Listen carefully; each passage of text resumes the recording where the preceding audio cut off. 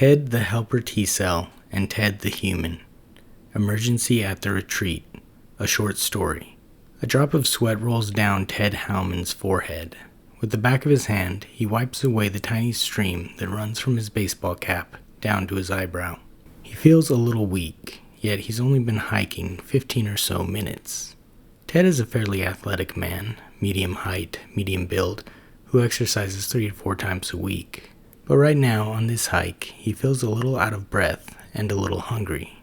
He put on a little weight in the past few months, so lately he has been sticking to a strict calorie diet plan. Ted's stomach growls, and he thinks about the granola bars in his backpack. If I eat one now, I won't be able to enjoy the big celebration dinner, he thinks. Inside of Ted the Human, in the pinkish-beige axillary lymph node of his right armpit, Ted the Helper T-Cell floats at his computer inside his pinkish-beige lymph node abode with his cellmates Brad the B-Cell and Max the Macrophage on another hot and humid day in Auxiliary City. Ted is about 8 microns in diameter with a translucent outer layer that has a white hue and a translucent center nucleus with a light purple hue. His eyes, like all the blood cells in this story, match his nucleus. All over his outer layer are rigid bristles called microvilli. The lymphatic fluid that he and his cellmates float in has a pinkish hue, like the plasma that allows Ted and his other blood cell friends to travel the body. Ted grimaces at his computer screen, manically typing and moving the mouse. Max the Macrophage gets up from the couch and floats across the room. His bluish-gray oval shape changes slightly as he moves. His tendril-like pseudopods float in front of him. Max is about 15 microns in diameter, with a purple nucleus the shape of a kidney bean. He catches a glimpse of Ted. "Hey man, maybe you should take a break from all the job hunting. You know they'll send you an alert message when a position opens up." "There has to be something," Ted replies, scanning the screen. "Go outside, take a walk, go into the city, find your leukocyte." "You know," Ted starts, "why do they call it that? Leukocyte just means white blood cell. It doesn't mean partner or sweetheart." "I don't know, man. I just live here." Max shakes his head and sticks a long tendril-like pseudopod into what appears to be a fridge or food cupboard of sorts. It has a translucent outer layer with a white hue and a translucent center nucleus with a light blue hue and microvilli bristles. Max sticks his head inside. "Are there any pathogens left?" Ted sighs. "No, Max, we don't have any pathogens. We haven't even been out on a job yet. And even if we had, we wouldn't save any of the pathogens." "Well, then why do we have this fridge anyway?" "That's not a fridge, Max. That's Brad. Our friend. Remember?" Max stares at Ted with a blank, hungry look. Ted continues. "He's a B-cell? A white blood cell?" Brad the B-cell stirs and turns around. In a sleepy voice, he says, "Oh, hey, Max. Do you have some engulfed pathogens that you need me to make antibodies for?" "Ugh," Max replies and floats over to the couch. Ted the T-cell shakes his head and mumbles, "Why does this happen like 1,000 times a day?" Brad glances at Ted and shrugs, wearing a sympathetic frown as he floats over and sits next to Max on the couch. Some cells shout outside the lymph node abode. "Woohoo! Ted! Hey, Ted! Max! Brad!" Ted squeezes out of the membrane to see Natasha and Phil, the neutrophils, floating toward the lymph node abode, with a team of neutrophil sailors around them. All of the neutrophils are about the same size as Ted, but they have transparent cells that have pinkish hues and light purple nuclei. They all have excellent posture, but all of them are rigid except for Natasha. "Hey, Natasha. Hey, Phil." "Ted, my main T-cell," Natasha exclaims. Phil turns to Natasha and raises an eyebrow. "What's up, my dude? How's the job hunt?" "Oh, just looking more promising than ever. Are you headed to a job now?" "Nah, man, we're just riding the tide," Natasha replies coolly. "There was a hormone unit that cruised past us, though." "Whoa," Ted ponders for a moment. "What's it?" Natasha interrupts, placing her hand up to her earpiece. "Sorry, Ted, we have to keep surfing the vessel, but maybe we can stick around on the next circulation." "Oh, right. Yeah, sounds good. Do what you gotta do. See you guys later." Max the Macrophage comes up from behind Ted and floats beside him. Those neutrophils are pretty neat, huh? Huh? Oh, yeah, Ted replies. They are. Max smiles widely at Ted. Don't worry, Ted. We'll get out of Armpit City one of these days. Ted sighs and mumbles. It's Auxiliary City. Oh, I know, Max grins. Well, I'm going to go get a pathogenic snack from the fridge. Max heads back to the lymph node abode. Ted turns to Max. Max, for the billionth time, there aren't any pathogens in the abode. We don't have a fridge. I can't hear you, man. Brad floats out of the abode. In the distance, he asks, They left already? Duty calls, Max replies. Come on, he gestures to Brad. Let's go watch the cell division. Brad floats with Max to the lymph node abode as Ted stares out in the distance, down the blood vessel that the neutrophil navy went down. Oh yeah, Ted thinks as he floats back to the abode. I was going to say, sense you later. On the outside of Ted the human, Ted wants to slow down, but he keeps a steady pace to lead the 3 other hikers behind him. Up ahead, he sees that the trail of rocks and dirt turns a corner a few yards away. The view of the lake must be amazing from right here, he thinks. Ted steps to the side of the trail, stops, and turns toward the other hikers. They stop as well. You guys go ahead, he says. I'm going to take another look at the lake before we turn the corner. He pulls his water bottle from the side of his backpack and takes a swig. Craig, the hiker closest to Ted, makes eye contact with Ted, but his eyes move upward. Are you all right? Asks Craig. Ted can't help but sense that Craig is studying the sweat on his forehead. Yeah, I'm good, Ted assures. I just want to look at the lake. All right, Craig replies. Well, we might as well all take a little sightseeing break. He turns to the other 2 hikers. Who's in? The other 2 quickly find a place to sit as they mumble in nearly breathless agreement. Charlotte sits on a big rock, while Neil sits on a sloped patch of dirt on the side of the trail. Sitting looks like a good idea to Ted, so he scans the area and sits on the side of the trail as well. Ted feels a little better knowing that he's not the only one who feels fatigued from the hike. Craig is the only one left standing. He smiles congenially. Guys, we could have taken a break earlier. Neil sighs.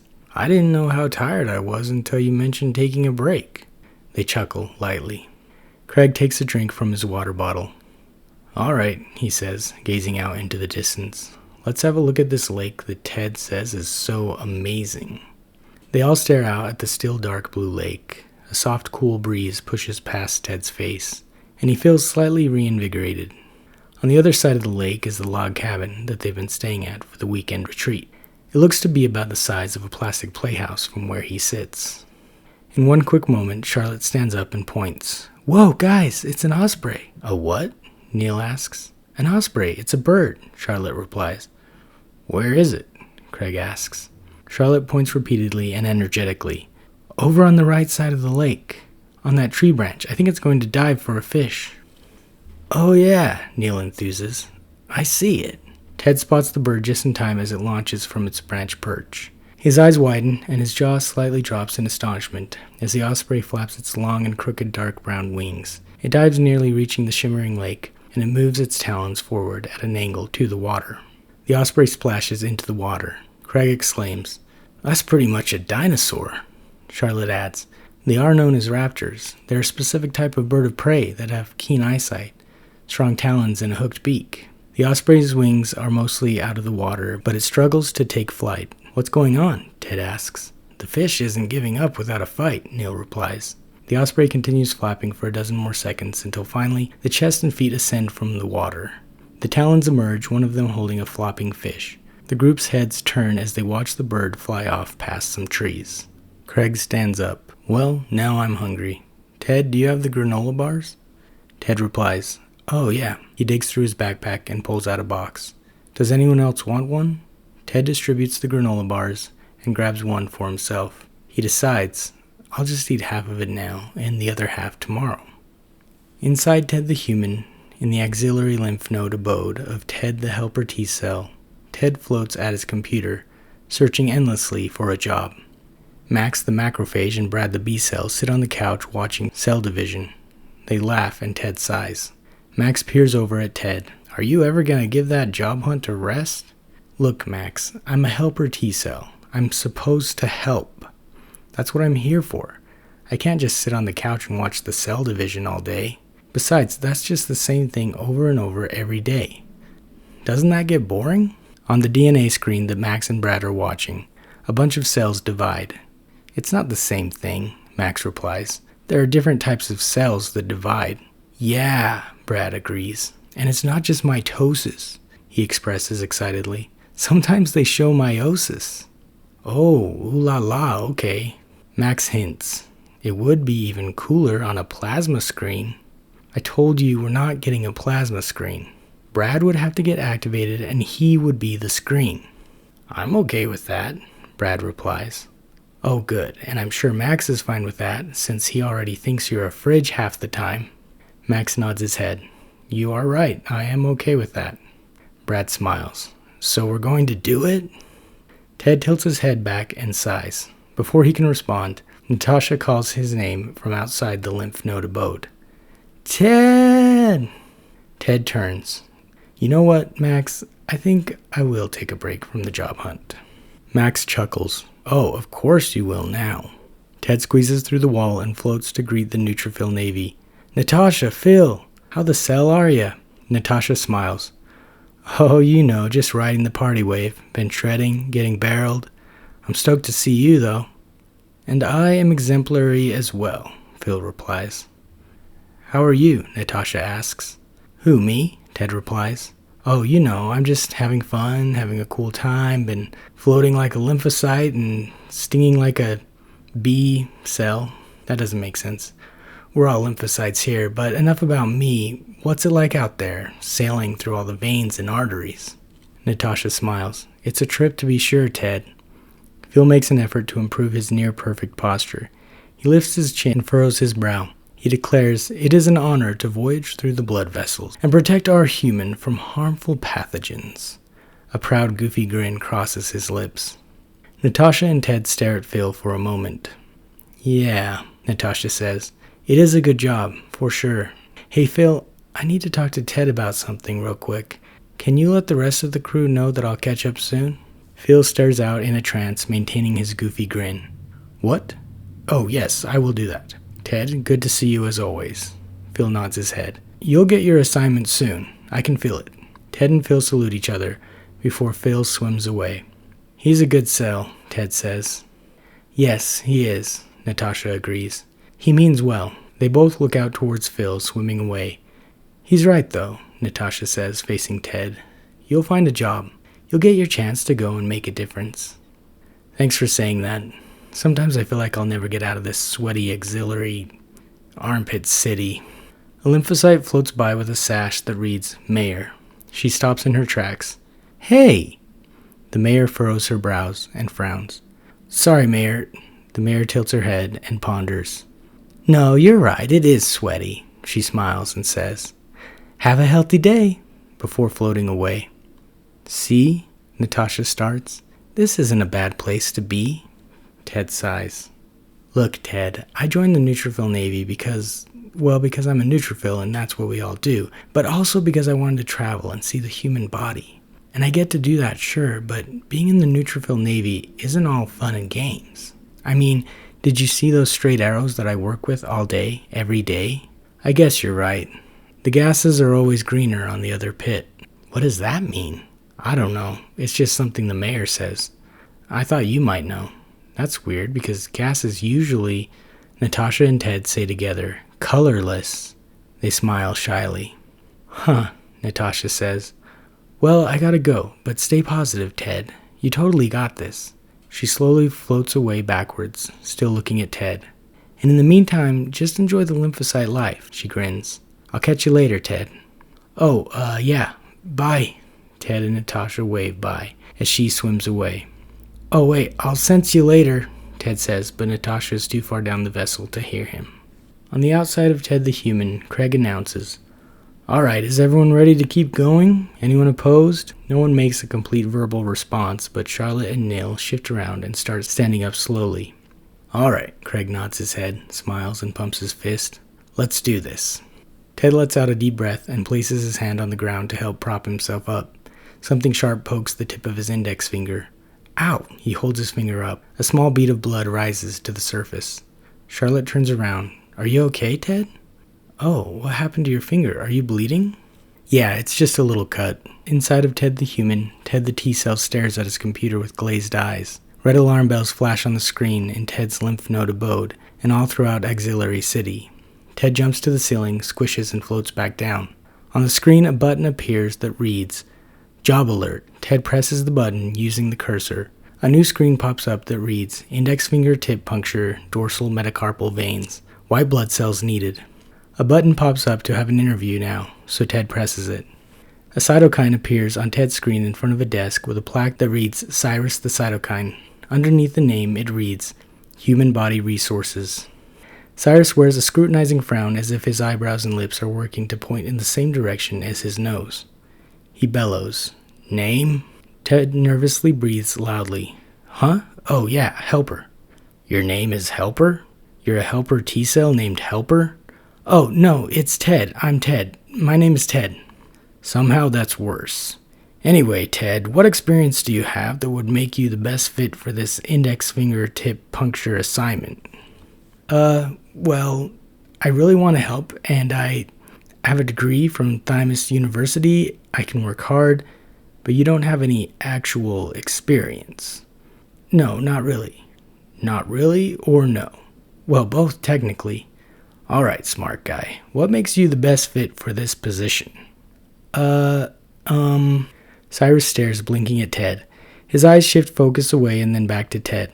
Oh, hold that thought. Or keep holding it. Cyrus nods and makes a fake smile. Thank you for applying. We'll be in touch. The screen goes blank. Wait, what? Ted says to an empty room.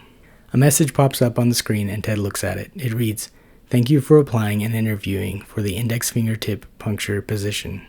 We will contact you soon for a possible second interview. Okay, that's not too bad, Ted says quietly. Another button pops up and Ted clicks it. It reads, Thank you for your interest in the index fingertip puncture position. At this time, we have decided to pursue other candidates whose experience and skill sets more closely align with the duties of the position. Please continue to monitor our sales site for future opportunities. Have a healthy day. Ted sighs and rests his face on the desk.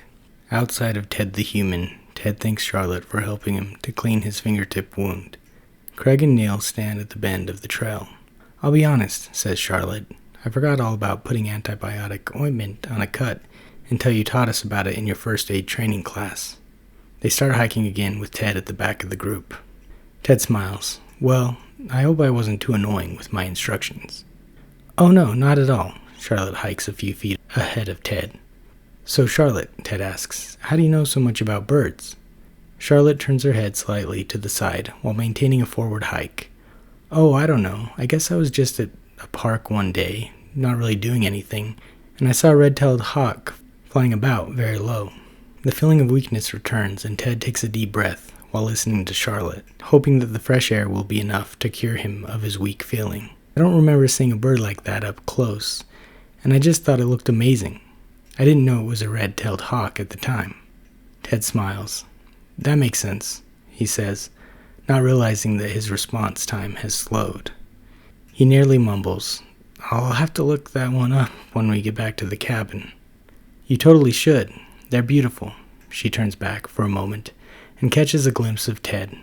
Are you doing all right? Oh, yeah, he breathes, barely catching his breath enough to hide his fatigue from Charlotte. I just need some water. He grabs his water bottle and holds it up for Charlotte to see before he takes a drink. He knows that he's probably pushing himself too hard, but he doesn't think that it makes sense for him to feel this faint. He's been running and lifting weights for the past few months. He should be in great shape. The conversation fizzles out, but Ted fears that he is fizzling out almost as quickly. This doesn't seem right. He drank nearly all of his water. I can't be dehydrated, he thinks. And I just had half a granola bar. My blood sugar should be fine, right? Neil slows down, and Charlotte surpasses him. This leaves Neil in front of Ted, but the distance between Neil and Ted steadily increases as Ted's pace slows. A few yards ahead, Charlotte asks Craig, What made you want to go into plumbing anyway? Craig's response sounds muffled to Ted as he gazes at the logo on Neil's backpack. It's the same logo as all of their backpacks, but Ted realizes that he hasn't taken a good look at it yet. Above the logo, it reads, Benson Plumbing and Supply Co. The bottom part of the logo has two horizontal short PVC pipes with a connector piece in the middle. A pipe wrench sits at an angle with the handle at the bottom next to the PVC pipe, and the jaws at the top. Below the logo, it reads, We've got just the pipes for the job. Wait, I get it, he thinks. The pipes with the connector at the bottom are a bicep, and the pipe wrench is a forearm, with the jaws being the fist. Ted's heart thumps. He didn't think he was that excited about his discovery. What is going on? His stomach grumbles again. He looks down at his hiking boots, slowly lifting one, stepping down, and then the other. A pearl of sweat splashes down on the top of one of his boots. He reaches back and pulls his water out of the holster of his backpack. The bottle vibrates rapidly as he brings it to his mouth. He takes a sip as he trudges forward, the rocks and dirt blurring together. Ted! Charlotte shouts. What are you doing? Ted's vision moves upward as he tries to place his left foot, but the ground is 2 inches lower than he expected. His line of sight moves diagonally and is rapidly distorted as he rolls down the side of the mountain. Ted! Charlotte shouts again. Inside of Ted, the human, in Auxiliary City, the alarm goes off again. Floating upside down and asleep, Ted opens his eyes and flips right side up. His computer screen flashes. Job alert. Ted clicks on the button, and it reads, Congratulations, you are hired. Your average skills are needed. You and your friends, Max and Brad, must report immediately to Auxiliary Port. You are needed on the outskirts of Humorous City. A map pops up on the screen showing a route from the axillary veins to the brachial veins and near the surface of the skin. Guys, Ted announces to Brad and Max, who are asleep on the couch. Guys, we have to go. Come on, wake up.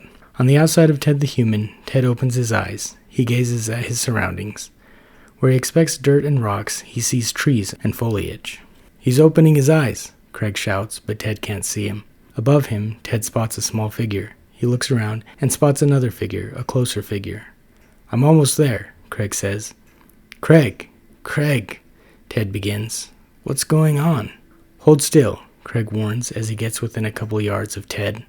You rolled down the hill. You could have a head, neck, or spine injury. Are you sure? Yeah, Craig lets out a nervous laugh. Don't worry, Charlotte went to get Maxine. Next to Ted, Maxine has the most first aid training. Craig reaches Ted. Alright, so the good news is that you've been training us for this at work, but the bad news is that the first aid kit is in your backpack, and we can't have you moving in case you're injured. But don't worry, Maxine will be here with the extra first aid kit soon. Okay, Ted replies. They're also going to call 911 at the cabin. Craig walks around Ted, examining him. Do you feel any pain?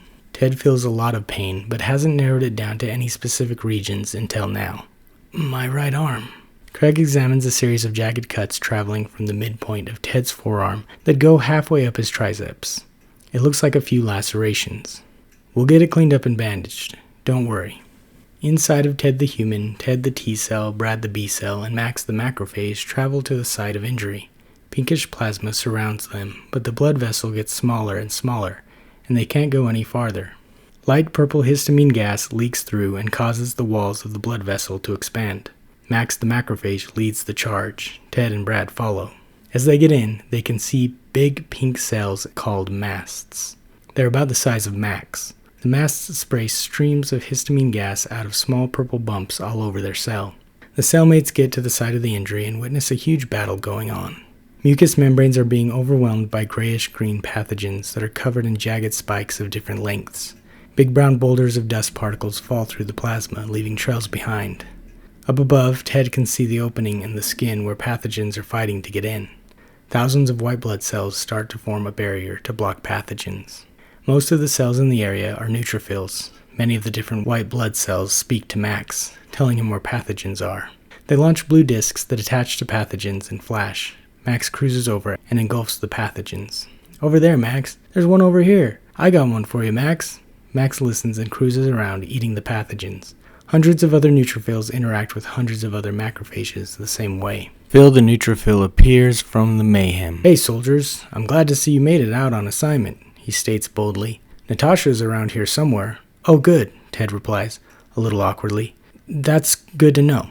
The others look at him briefly, and Phil adds, She's probably trapping pathogens in the enzyme lining at the opening. Phil continues to stare at pathogens while floating around the cellmates group. I'll let Natasha know that you guys are here. Good luck, soldiers.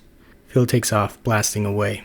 Ted gazes at the other cells, hoping to see a specific neutrophil, but after an unfruitful moment, shakes his head and focuses. Up ahead, he spots a white blood cell firing at a pathogen, but another pathogen flanks the cell. Watch out! Ted's warning is too late. The pathogen bites the white blood cell and swims away. Ted rushes over to the good cell. Are you okay? I think so, The bitten cell growls and shakes. A grayish-green ooze spreads throughout the blood cell. Pieces of its outer layer peel off and fall. The infected cell grumbles. Brains. Brains? Ted says, narrowing his focus. We're not anywhere near the brain. The infected cell grumbles again, this time louder. Membranes. Oh, membranes. See, now that makes more sense. The infected blood cell interrupts Ted with a roar and charges at him. Ted backs away. The infected cell gets within half a micron when Ted hears the sound of something launching and sees a perforin device make impact with the shoulder of the infected cell. They both look at the device that is now beeping. The infected cell's eyes widen, and he looks up at Ted, growling in anger and panic. The device goes off, and the infected cell's body collapses into itself. Ted stares in shock as Brad and Max swim up next to him. They look over to see 3 translucent red spherical cells with cannons for arms. Whoa, Brad says. Cytotoxic T cells. Those guys are intense. Especially those 3, Max adds. Those are the 3 cytosketeers. The 3 cells watch the cytosketeers work for a moment, taking down infected cells. One of them shoots perforin discs in rapid fire. Max asks, Hey, Ted, isn't that your cousin? Ted sheepishly replies, Yeah, that's Timmy. Timmy the cytotoxic T cell wears a serious expression while hurling blasts of perforin at infected cells. Huh, Max stares for a moment. He doesn't seem like a Timmy. Timmy zooms around with grim determination. He fires a bolt as he moves and ends up near Ted and his friends. He notices Ted. Oh, hey, Ted, he says cheerfully, as if he hadn't just caused several cells to implode. How are you? How's the lymph node abode? Ted opens his mouth to respond, but another infected cell shouts, I've been infected! I've been infected! A tiny grayish-green protrusion pokes out of the shoulder of the otherwise healthy cell. Sorry, Ted, Timmy the cytotoxic T cell says. Duty calls. He speeds away and shouts, Good to see you, though. We should get lunch sometime. Timmy fires a blast at another infected good cell. The cell spasms and implodes. Ted's jaw drops and his eyes widen. Apoptosis, Brad says, floating next to Ted. Your cell will rip itself apart. Try not to get infected, he says as he pats Ted on the shoulder. Numerous pathogens zip around, infecting numerous good cells in a matter of seconds. The 3 cytosketeers get massively outnumbered. Max swims up next to Brad and Ted. Ted, he says, I think we need to call in more of your cousin's friends. I think you're right. Ted swims up and sticks his arm out, poking his hand into Max's head. Hold on tight. Max cruises toward the pathogens and gobbles them up. Ted's other hand shapeshifts into a small cannon. He shoots a small projectile that speeds out and around the corner of the blood vessel. A second later, a swarm of more reddish-hued, translucent cytotoxic T cells rush to the battle. Ted detaches his hand from Max's head and they swim up, away from the battle. Brad joins them. Max and Brad look from the mayhem below to the destruction above. Max ponders. Boy, I hope the outer gods cover that space portal soon, or this could be a long day. Yeah, Ted turns to Max. Wait, what? His gaze follows Max's. Up above, in the distance, there is a massive hole with torn edges filled with light. In between are numerous more cells engaged in battle. Oh, yeah, Ted says quietly. Max turns to Ted. Hey, Ted, are you okay? Yeah, I'm just wondering if Natasha is somewhere up there. And Phil. I'm wondering if Natasha and Phil are okay. Max stares at Ted with a warm smile. They're on a strong team. We'll keep an eye out for them, though. All right? All right, Ted stares out. Thanks. Yeah, of course. So are you ready to go? You go ahead. I'll catch up. Well, buddy, I'd like to go up there and eat some pathogens now, but I kind of need your help with that. I can't sense them. I just eat them. Ted stares at Max and then back up to the raging battle and then back at Max, nodding. Oh, right. Okay. Is your radio on? Ted's arm shapeshifts into a cannon with a computer screen on top of the forearm area. He pulls up on a tiny antenna. Yes, sir, Max replies, shapeshifting his arm and pulling up his tiny antenna. Channel 9? Can we use channel 7? Max asks. That's my favorite number. Sure, yeah.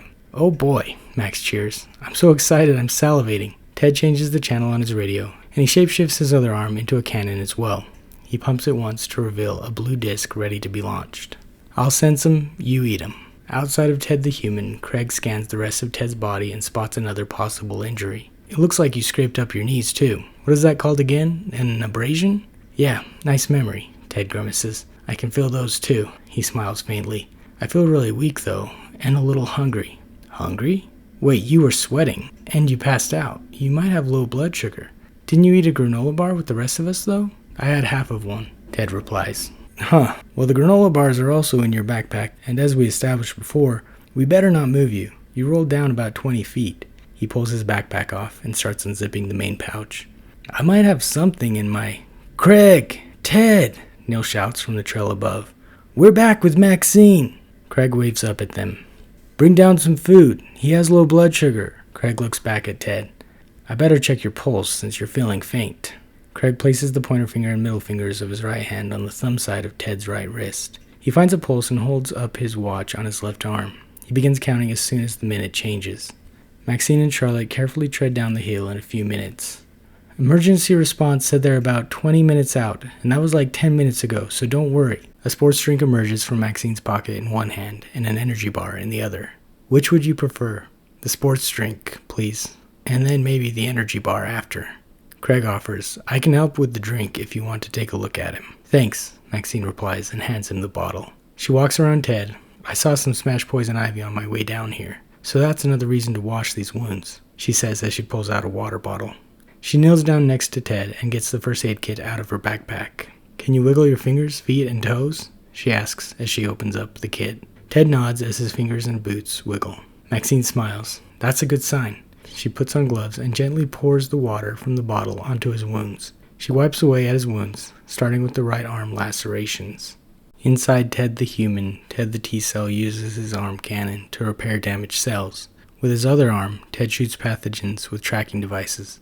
Ted gazes around at the chaos of good cells getting infected, pathogens getting blasted, and infected cells imploding. Slightly below the battle, the barrier appears more intense than before. The army of pathogens is packed nearly side by side, being held away from swimming downward by an army of white blood cells, side by side, swimming upward. Every so often, a pathogen breaks through the barrier. The barrier of blood cells versus pathogens still holds strong. Above, around the jagged opening in the skin, a gooey lining traps most of the invading pathogens. Ted takes quick glances at the lining. Some neutrophils work to build the enzymatic lining, while others capture pathogens and trap them in it. Several dozen microns away from Ted, Max follows down a pathogen that Ted shot with a tracking device. He consumes the pathogen and looks at Ted only to see him taking a quick scan of the enzyme lining. She's out here somewhere, buddy. We might meet up with her afterwards and share stories.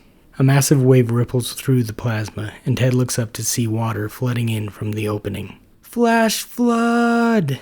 The pathogens push even harder to get through, and the white blood cells push even harder to push the pathogens away. The water rushes down. The cells between the opening and the barrier all scatter away as nearly every square micron is filled with water. Thousands of blood cells and pathogens are washed out through the opening. Ted swims ferociously to stay in the body. His senses go blank for a moment. Max! Ted shouts desperately while swimming through the watered-down plasma. Brad! Ted! Max shouts. Blobs of plasma and water fill Ted's field of vision. From behind a blob of plasma, Max and Brad appear. Come on, Max says. We need you. A blob of water encompasses Ted and dissolves. He shivers. I don't think I can do it anymore, guys. I know a job like this is all I ever wanted, but I didn't realize how horrible it would be. Ted? Natasha says softly, appearing from behind a blob of red plasma. Natasha! Ted exclaims. You're okay, he says, a little shy about his excitement. Phil the neutrophil swims up next to Natasha. Oh, hey, Phil, Ted acknowledges. Hi, Ted, Phil salutes. Good to see that you're still floating. Now I think Natasha has something important to say to you. Phil and Natasha nod to each other. Phil and Max cruise around the area fighting pathogens. Brad floats nearby, smiling hopefully at Natasha's words of encouragement. We're all still surfing around, Ted, Natasha starts. But that doesn't mean we're okay. And it's okay to not be okay, but right now, we need to protect the body. And right now, we need you. I know you can do this. You are a strong, capable helper T-cell, she exclaims. You're even named after our human. Ted tilts his head. Half the other 400 billion helper T-cells are named Ted as well, he states. And about a third of them are cytotoxic. They kill other cells. Well, to be fair, those cells are already dying from infection, and the cytotoxic cells are just trying to kill the infection. That's what they're made for. And this is what you are made for. Helping Ted the human has been programmed into you from the day you popped out at Bone Marrow General to the day that you graduated Timus University. I got a C grade point average. Well, C's get degrees. Ted chuckles. I guess you're right. Of course I'm right. Now let's go save our human, Natasha proclaims. Okay, Ted agrees. Yeah? Yeah. Yeah! Yeah! Let's do this, Ted states boldly. Max! His eyebrows narrow. He says coolly in a deep voice, it's time to activate Brad. Max has cornered another grayish-green pathogen when he hears Ted's words. The pathogen squirms away, but Max catches up. We're gonna need your help too, little slime monster. Max gobbles up the pathogen and cruises over to Ted, who sticks his hand in Max's head again, touching a pathogen inside. Brad sticks his hand in Ted's shoulder, and a ripple effect ensues as a shock from Max's cell spreads to Ted and then Brad. Brad detaches and vibrates. Processing, Brad announces. Processing. He stops vibrating. His arms turn into cannons. The top of a Y-shaped projectile pops up from each of his cannons. He says icily, his mouth barely opening. Time to kick some acid. Brad zooms away toward the army of pathogens, launching the Y projectiles at lightning speed. Well, technically the pathogens aren't made of acid. Ted holds a finger up. But some of them do produce acid. Ted, Max interrupts, and points out in the distance at Brad firing at pathogens. He can't hear you. The other cellmates look at each other. Natasha exclaims, All right, let's paddle out. The team of good cells spread out. Brad zips up and down, side to side, firing Y projectiles at pathogens. Field traps pathogens in the enzyme lining. Ted leads Max to more pathogen snacks. Natasha surfs next to them, blasting away at pathogens. As they battle, the light shuts out from above. The good cells celebrate by shouting cheers and shaking their cells. Max shouts, The space gods have sealed the wound. Ted, Natasha, Max, Brad, and Phil all come together. The battle has settled down overall, and the ambiance is mostly quiet. I never thought I'd say this, says Ted, but I think I'm ready to go back to the lymph node abode. The others smile and nod in agreement. Several ripples project through the plasma from both directions. Ted and Natasha look to one another. It's been so chaotic, Ted says. We haven't sensed these messages coming through the whole time. Natasha states solemnly, This war is still going on all over the body. Phil listens closely. He puts his right hand up to his ear and tilts his head. His eyes grow wide, and he looks up at the others. It's the outskirts of Las Trapezius. There's something worse, much worse than all of this, he says, gesturing. They're calling all available units.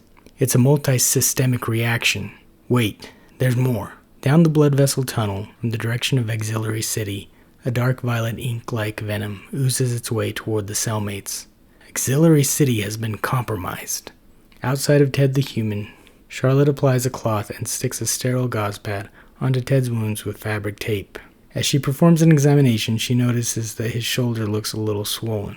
It looks like you have one more wound near your neck. She eyes it curiously, pulling away the collar of his shirt. Her eyebrows raise. This looks like more than a laceration or an abrasion.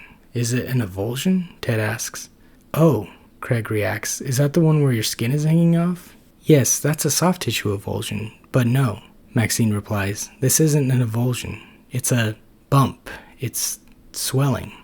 Ted's eyelids droop. I still feel pretty tired, he says.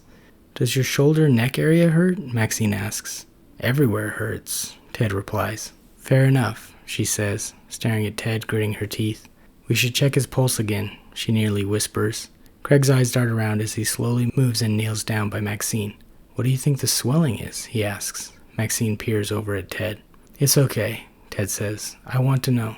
She says gently, it could be a bite, maybe a snake. Craig stands up and looks around more intensely.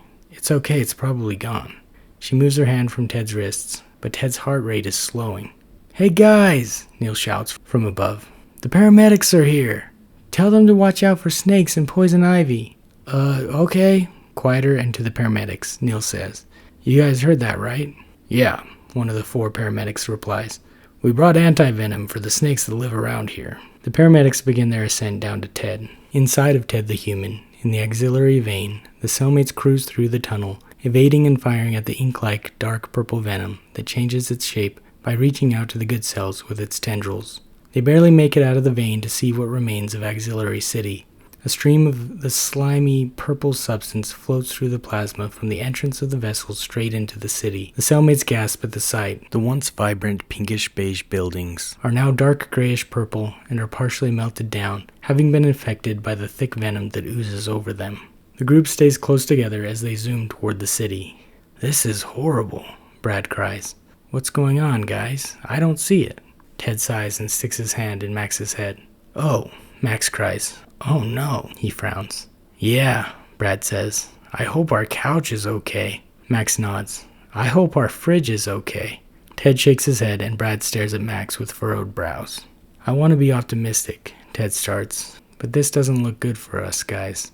He and Natasha swim close together, nearly holding hands. Phil frowns and nods in agreement. Well, I guess we knew it was only a matter of time before apoptosis. Max states, You know this city better than any of us, Ted, so what's the plan?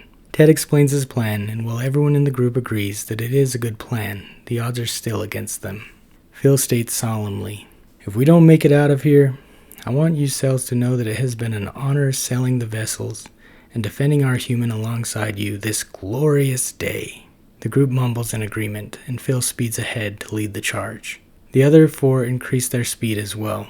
Ted reaches out and squeezes Natasha's hand with his. Her eyes widen. She turns to Ted, grins, and squeezes his hand with hers. He grins in return. Brad and Max look over and grin as well. The grins of the cellmates change slightly into brave smiles as they reach within a few dozen microns of downtown Auxiliary City. Ted grits his teeth, staring intently at the venom-covered lymph node buildings. He shouts, Max, Brad, are you ready? Ready, Ted. Max and Brad shout, Let's do this. Phil bursts onto the scene first, using his arm cannon to blast the venom with an enzyme goo that slows the spread of the violent violet substance. Max bites into the floating stream of venom, and Ted sticks a hand into Max's head. Brad sticks his hand into Ted's side, gathers data, detaches, and creates new Y-shaped antibodies. His icy, grim voice returns. Anybody order an antibody? Before anyone can respond, Brad takes off, making war cries and firing the antibodies at the venom. As the Y-shaped projectiles make impact, the dark, oozing substance screams in pain as it melts away slowly. That one actually made sense, Ted says. Ted detaches from Max, and Ted and Natasha combine 2 of their cannon arms side by side. They blast away.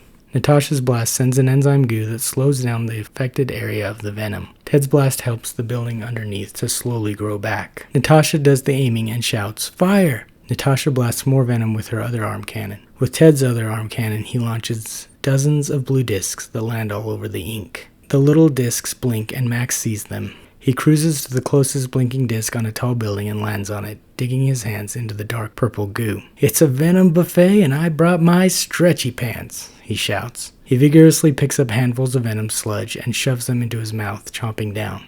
The mayor and a few dozen citizens of Auxiliary City flee out of a melting building. You guys came back for us, the mayor shouts. The group smiles and blasts away several purple tendrils before they reach the mayor and the citizens. Get to a safe spot, Ted yells. We want to help, the mayor replies. Look for more survivors, Ted replies. Yeah, Natasha agrees, and make sure to keep your distance, find cover, and blast away. The mayor and the citizens do as they're told, working to fight the venom and heal the city. Phil and Brad sail around, freezing and melting the venom respectively, but the dark purple substance soon surrounds and closes in on them. Max's arms lift slowly, placing the venom in his mouth. He slowly gobbles it. There's too much, he says with a gooey dark purple mustache and a grimace. And it doesn't even taste good, he cries. Natasha and Ted spin around while floating, their 2 arms still attached, firing blasts of venom freeze and tissue healing. Their free arms fire similar blasts at other venom and tissue. They get encompassed as well and are knocked down in the middle of Main Street in Auxiliary City. The venom forms a dome around them. Natasha grabs Ted's hand. I think it might be time for apoptosis, Ted. Ted exhales. I think you may be right. Natasha tells him, working with you has been absolutely firing. She smiles. Ted smirks. It's been great working with you too. The two of them begin to vibrate and glow. An opening breaks through the dark purple dome, and a light purple ooze pours over the venom, melting it away. The anti-venom, Ted and Natasha state breathlessly. The legends are true, Ted said, as they look over at each other. That is totally radical, Natasha expresses. The dome completely melts away, and in the city, white blood cells team up with the light purple goo against the dark purple goo. Outside of Ted the human, Ted sits up, barely conscious. The color has faded from his face. A tall brown-haired paramedic named Henry wraps a band around Ted's lower right bicep and searches for a vein. Henry wipes the area with an antiseptic wipe. He sets up the IV and administers the antivenom to Ted. Hey, Bob, Henry says, looking at a shorter, skinny, much younger male paramedic. Can you call it in? Bob nods as he listens to Henry while holding up his satellite radio, ready to speak. Henry continues. No spinal injuries, a few lacerations, abrasions, and contusions. A rolled ankle, snake bite, antivenom administered. Bob repeats Henry's words into the satellite phone. The paramedics place Ted on a stretcher. They find a slightly quicker path back to the trail. Charlotte walks nearby as they take Ted back to the campsite where the ambulance awaits. Her face is a little red and puffy. Craig gives her some water to drink. As they near the campsite, Ted gains consciousness long enough to see Charlotte looking at him. Oh, hey, Charlotte. I never got to answer your question from earlier, he mumbles. I got into plumbing because I wanted to learn how to fix my own sink. He smiles. The group chuckles. I like that reason, Ted, she replies. Ted asks Charlotte, so what made you want to get into the plumbing business? Well, plumbing just seems like a very helpful profession. And while I'm not doing the plumbing myself, at least not yet, she turns and winks at Craig. I applied here because I just wanted to have a job where I felt like I was helping someone.